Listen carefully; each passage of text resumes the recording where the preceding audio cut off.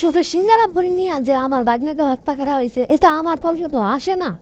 এটার সাথে আদায়ে এমন কোনো পরিকল্পনা থাকতে পারে। এ ঘটনায় পরিবারের পক্ষ থেকে বানানী থানায় মামলা করেছেন তার পরিবারের সদস্যরা। তো বিচার দাবি করেন তারা। তার বাবা যে প্রবাসী, বিদেশ থেকে অনেক কষ্ট করে এই বৈদেশিক মুদ্রা এদেশে পাঠাইছে শুধুমাত্র সম্পর্কে মানুষ করার জন্য, কিন্তু আজকে উনি বিদেশ থেকে আমরা লাশ দেখতে পাচ্ছি। সন্ত্রাসীরা তাকে পরিকল্পিতভাবে হত্যা করেছে বলে অভিযোগ করেন ছাত্রদলের সাধারণ সম্পাদক।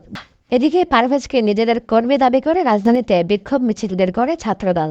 বিশ্ববিদ্যালয় থেকে এটি সমাধান করে বিশ্ববিদ্যালয় প্রাঙ্গণ দিয়ে যাচ্ছিলেন, তখন হঠাৎ করে আমাদের পারভেজের উপর অতর্কিত হামলা করা হয় এবং উপযুক্ত করে ছুরিকাঘাত করা হয়। বিষয়টি মীমাংসার চেষ্টাও করে বিশ্ববিদ্যালয় কর্তৃপক্ষ। তবে এর কিছুক্ষণ পর বহিরাগতদের নিয়ে পারভেজের উপর চড়াও হয় ইংরেজি বিভাগের শিক্ষার্থীরা। স্কেলে প্রাইম এশিয়া বিশ্ববিদ্যালয়ের সামনে একটি দোকানে আড্ডা দেওয়ার সময় ইংরেজি বিভাগের কয়েকজন শিক্ষার্থীর সঙ্গে টেক্সটাইল ইঞ্জিনিয়ারিং বিভাগের শিক্ষার্থী জাহিদুল ইসলাম পারভেজের বাগবিতণ্ডা হয়। এ সময় ছুরিকাঘাতে গুরুতর আহত হলে হাসপাতালে নেওয়ার পথেই মারা যান পারভেজ।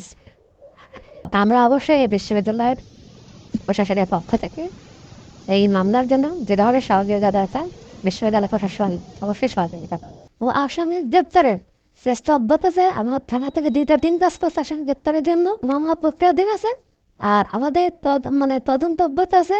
যাহা হাতে পেলে তদন্তপূর্বক ব্যবস্থা নেওয়া হবে। পুলিশ জানায় ঘটনার সিসিটিভি ফুটেজ সংগ্রহ করা হয়েছে। দাগ বিতান্ড নাকি অন্য কোনো কারণ আছে তা খতিয়ে দেখা হচ্ছে বলেও জানান পুলিশ কর্মকর্তা।